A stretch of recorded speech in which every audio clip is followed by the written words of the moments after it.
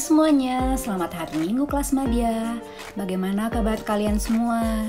Semoga dimanapun kalian berada selalu dalam keadaan sehat ya. Puji Tuhan nih, kita kembali lagi untuk belajar firman Tuhan melalui sekolah minggu online. Kita akan sama-sama mempersiapkan hati dan pikiran kita. Judul pelajaran kita kali ini adalah Musa diberi kemampuan yang diambil dari Keluaran 4 ayat 1-17. Selamat menyaksikan ya. Sebelum kita masuk ke pelajaran kita hari ini, mari kita bersama-sama bersatu dalam doa. Bapa kami yang baik, terima kasih untuk penyertaan-Mu semalam dan Kau membangunkan kami dengan nafas kehidupan yang baru pada pagi hari ini. Kami siap untuk mempelajari firman-Mu, karena Engkau yang hadir di tempat kami masing-masing dari awal pertengahan hingga akhir. Dalam nama Yesus kami berdoa dan bersyukur. Haleluya, amin. Seperti yang tadi sudah kami sampaikan, bahwa pelajaran kita hari ini adalah pelajaran yang ketiga yang berjudul Musa diberi kemampuan, diambil dari Keluaran 4 ayat 1-17. Sebelumnya mari kita buka Alkitab kita. Kalian juga bisa buka di rumah kalian masing-masing dari Keluaran 4 ayat 1-17. Dan Kak Ana akan mewakilkan untuk membaca ya. Keluaran 4 ayat 1-17. Lalu sahut Musa, "Bagaimana jika mereka tidak percaya kepadaku dan tidak mendengarkan perkataanku, melainkan berkata, Tuhan tidak menampakkan diri kepadamu?" Tuhan berfirman kepadanya, "Apakah yang di tanganmu itu?" Jawab Musa, "Tongkat." Firman Tuhan, "Lemparkanlah itu ke tanah." Dan ketika dilemparkannya ke tanah, maka tongkat itu menjadi ular, sehingga Musa lari meninggalkannya. Tapi firman Tuhan kepada Musa, "Ulurkanlah tanganmu dan peganglah ekornya." Musa mengulurkan tangannya, ditangkapnya ular itu lalu menjadi tongkat di tangannya. Supaya mereka percaya bahwa Tuhan, Allah nenek moyang mereka, Allah Abraham, Allah Ishak dan Allah Yakub telah menampakkan diri kepadamu. Lagi firman Tuhan kepadanya, "Masukkanlah tanganmu ke dalam bajumu." Dimasukkannya tangannya ke dalam bajunya, dan setelah ditariknya keluar, maka tangannya kena kusta, putih seperti salju. Sesudah itu firman-Nya, "Masukkanlah tanganmu kembali ke dalam bajumu." Musa memasukkan tangannya kembali ke dalam bajunya, dan setelah ditariknya keluar, maka tangan itu pulih kembali seperti seluruh badannya. Jika mereka tidak percaya kepadamu dan tidak mengindahkan tanda mujizat yang pertama, maka mereka akan percaya kepada tanda mujizat yang kedua.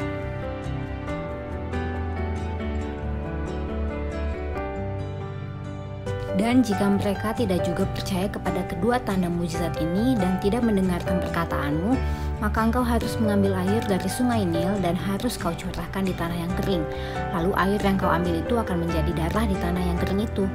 Lalu kata Musa kepada Tuhan, Tuhan, aku ini tidak pandai bicara, dahulu pun tidak, dan sejak engkau berfirman kepada hamba-Mu pun tidak, sebab aku berat mulut dan berat lidah."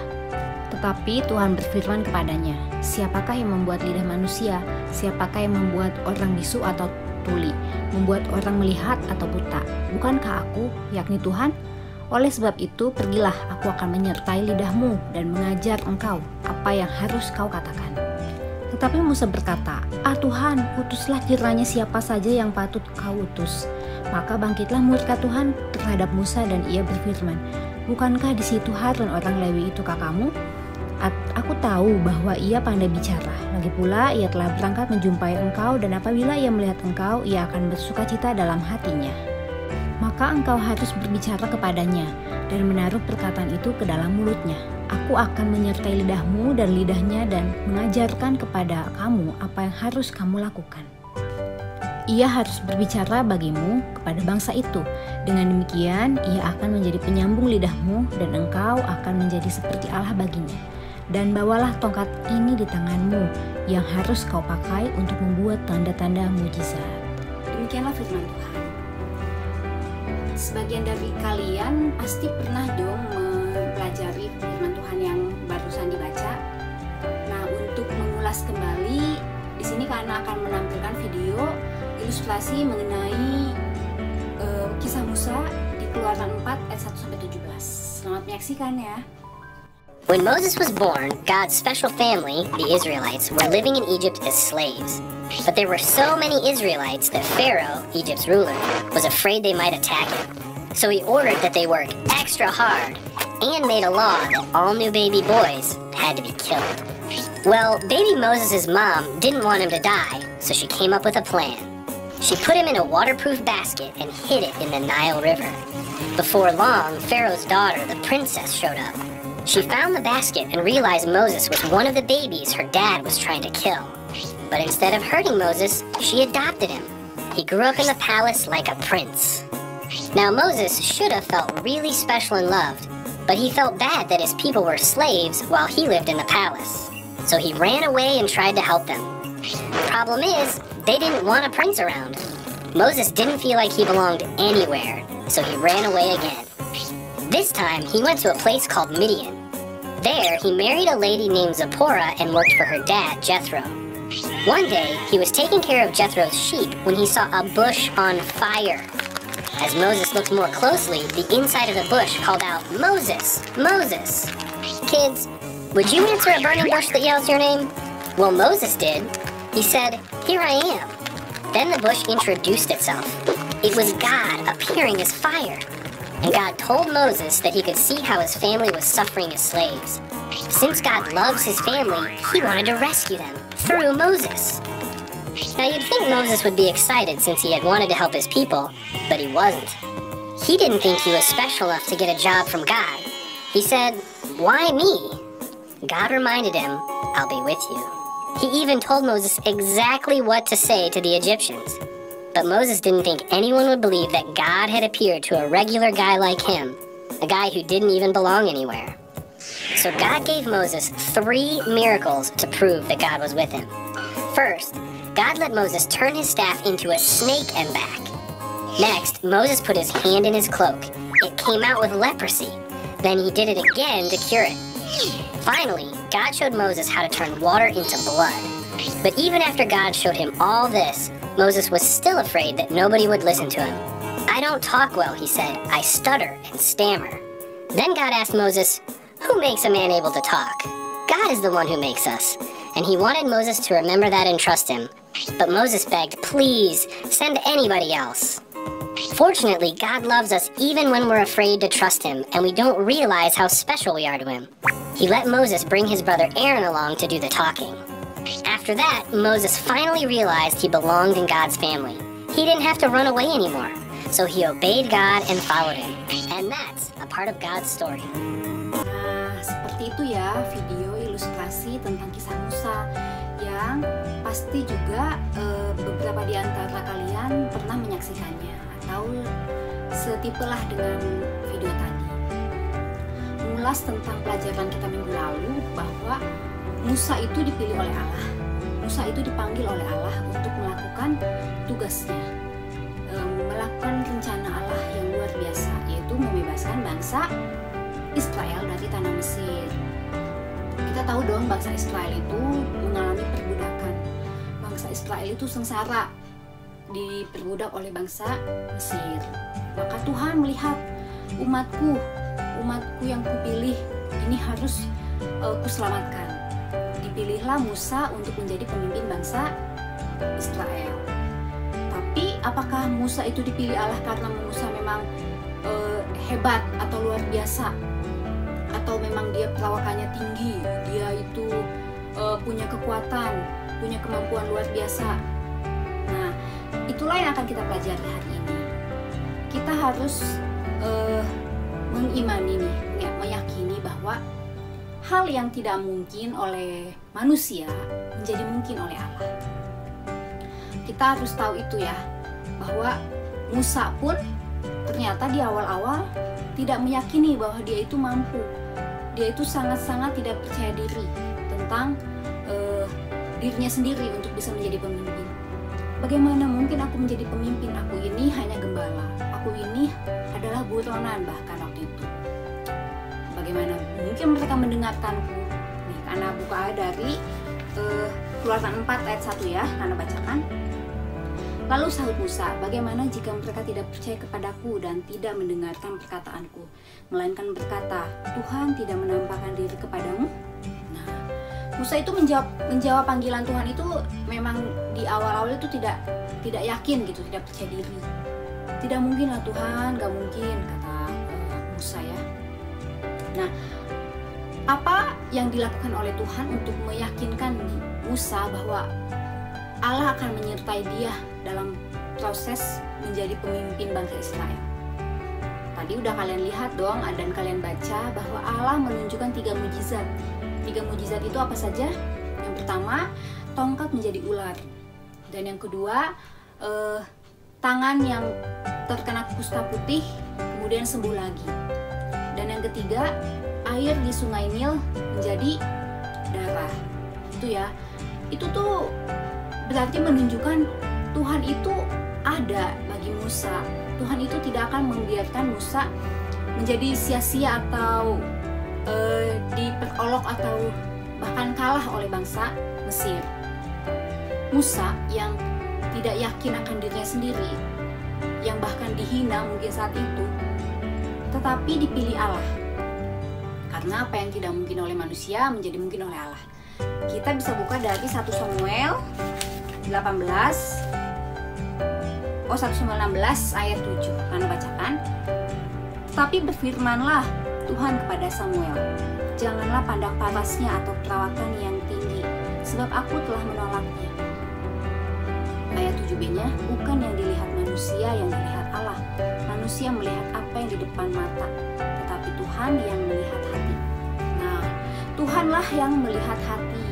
Kalau nih misalnya kalian ini merasa minder, tidak percaya diri karena kalian dipandang sebelah mata oleh teman-teman kalian, atau kalian ini merasa aku ini hanyalah anak kecil, aku bukan berasal dari keluarga kaya, aku ini gak punya kemampuan apa-apa. Nah, kita harus yakini bahwa apa yang tidak mungkin oleh manusia atau apa yang direndahkan oleh manusia ditinggikan oleh Allah. Tuhan itu melihat hati. Jadi itulah yang bisa kita ambil ya dari 1 Samuel 16 ayat 7b ini. Tuhan itu melayakkan anaknya. Kalau sekitar kalian merendahkan, kalian harus tahu bahwa Allah meninggikan kita. Namun kita harus tetap setia kepada Allah. Nah, dari 3 mujizat yang tadi kalian saksikan atau kalian baca, kalian akan mengambil 1 mujizat nih tentang tongkat. Tongkat itu apa?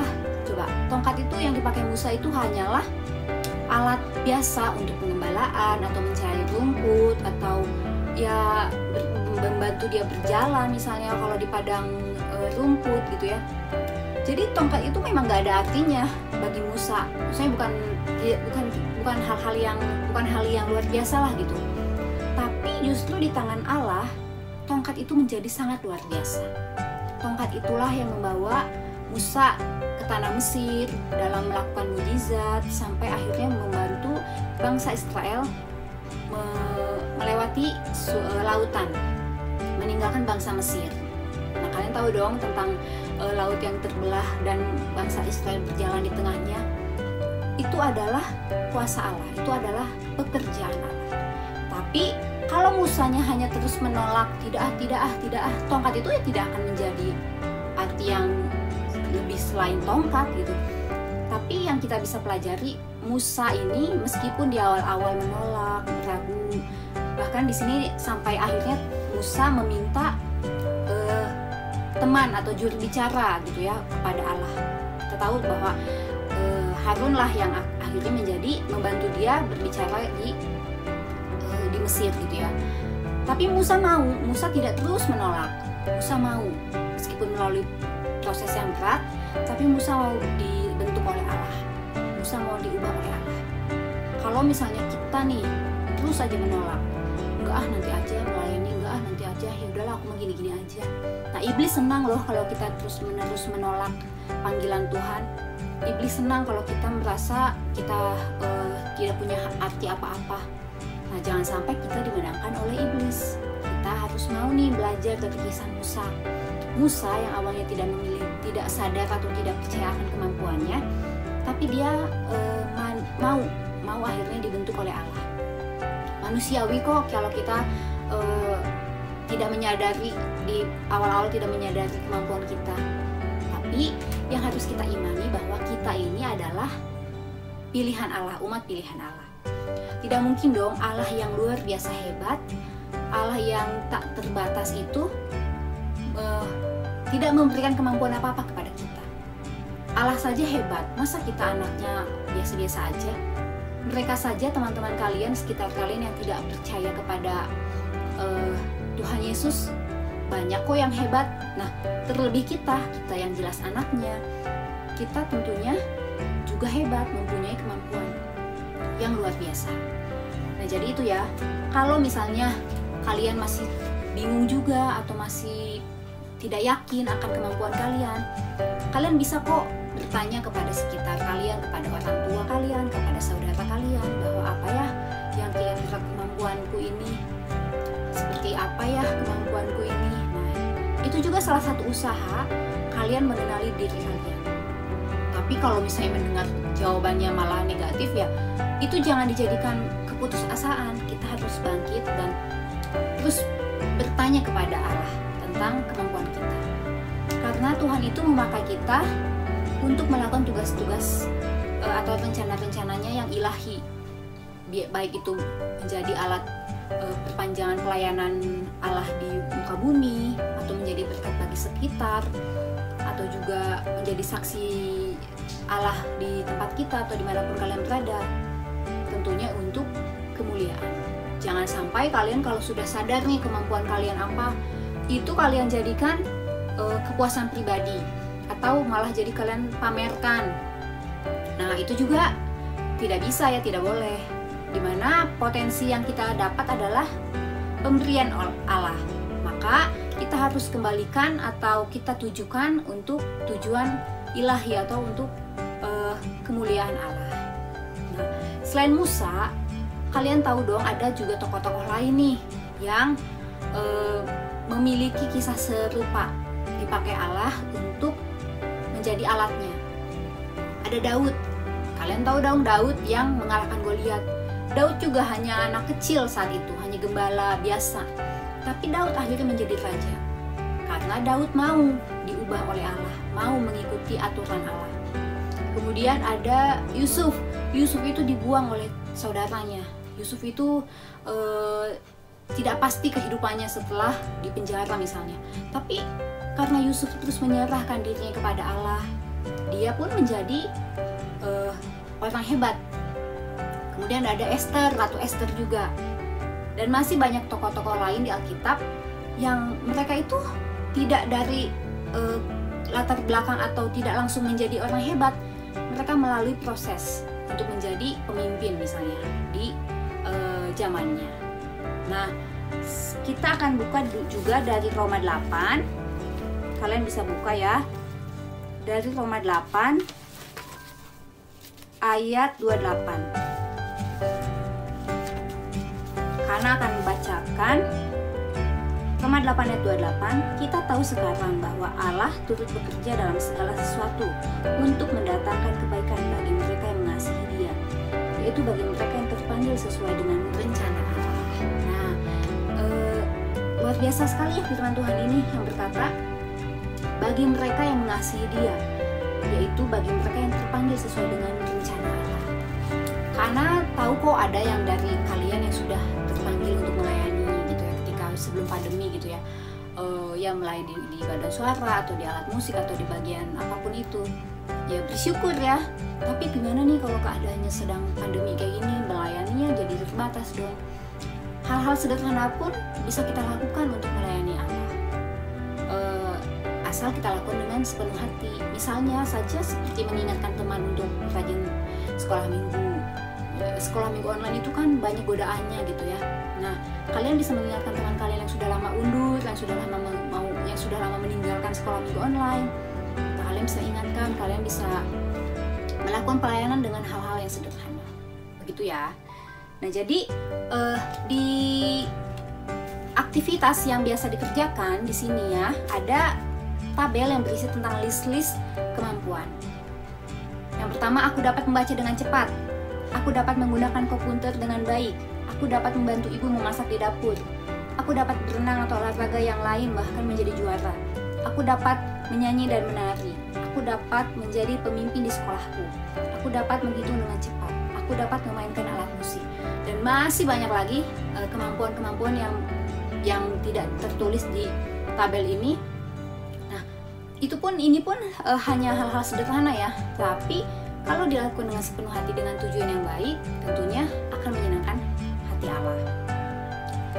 Jadi yang bisa kita pelajari hari ini apa sih? Yang pertama, bahwa Tuhan itu menaruh potensi atau kemampuan di dalam diri kita. Nah, kemudian potensi itu pun dapat dikembangkan atau harus dikembangkan ya. Jangan misalnya kita dikasih potensi A, levelnya A1, sampai nanti kapanpun tetap A1, jangan ya. Tapi kita harus kembangkan menjadi A2, A3, A4 misalnya. Nah, bagaimana mengembangkannya? Dengan melakukan tugas-tugas pelayanan misalnya, atau ya hal-hal yang positif ya, atau kalau dalam kehidupan sehari-hari itu dikembangkan. Jangan kita sudah diberikan potensi, kita diamkan saja, kita tidak gunakan. Kita ya udah, ada loh yang dia tahu dia bisa menyanyi, atau dia tahu dia bisa memainkan alat musik ya, tapi dia tidak mengembangkan, dia tidak menggunakannya. Nah, jangan sampai ya kalian tidak mengembangkan potensi kalian. Dan yang ketiga, bahwa Tuhan itu ingin potensi yang kita miliki itu digunakan untuk tujuan ilahinya, tujuan yang menjadi alat perpanjangan di muka bumi pelayanan Tuhan, atau untuk menjadi saksi kemuliaannya, untuk menjadi berkat bagi sesama, seperti itu ya. Nah, demikianlah firman Tuhan kita kali ini ya. Kalau misalnya kalian kurang puas atau ada hal-hal yang tidak tersampaikan oleh anak, kalian bisa juga mulai mandiri mempelajari, baik itu bertanya kepada orang tua, atau juga kepada guru sekolah minggu lagi, atau kepada ya bisa lihat searching di internet tentang renungan harian di materi ini, juga di YouTube. Tapi hati-hati loh kalau internet, jangan sampai kalian disesatkan. Nah, semoga bermanfaat ya, dimana kalau awalnya kalian tidak meyakini kalian punya potensi, atau kalian awalnya tidak mau menggunakan potensi, atau kalian berpikir aku harus punya kemampuan hebat, aku mau melayani. Nah, semoga firman Tuhan kali ini bisa menjadi penegur atau penguat kalian untuk bisa melakukan pelayanan, begitu di rumah, di lingkungan manapun kalian berada. Karena akan bacakan ayat hafalan dari Keluaran 4 ayat 12. Oleh sebab itu, pergilah, aku akan menyertai lidahmu dan mengajar engkau apa yang harus kau katakan. Nah, itu ya ayat hafalan kita. Semoga firman Tuhan yang kalian sampaikan bisa bermanfaat, dan kalian juga tetap semangat sekolah minggunya meskipun masih online. Sampai jumpa lagi di minggu depan. Kita berdoa. Bapa kami yang di surga, terima kasih untuk penyertaan-Mu kepada kami semua selama kami mengikuti sekolah minggu ini. Tuhan, firman-Mu luar biasa kepada kami, menyadarkan bahwa kami memiliki potensi, dan ajar kami untuk mengembangkan potensi kami ya Tuhan, di mana potensi ini kami lakukan, kami gunakan untuk kemuliaan-Mu. Kiranya Tuhan Yesus yang menyempurnakan firman hari ini, dan pertemuan kembali kami di minggu yang akan datang. Dalam nama Yesus kami berdoa dan bersyukur. Haleluya, amin. Selamat hari Minggu, Tuhan Yesus memberkati.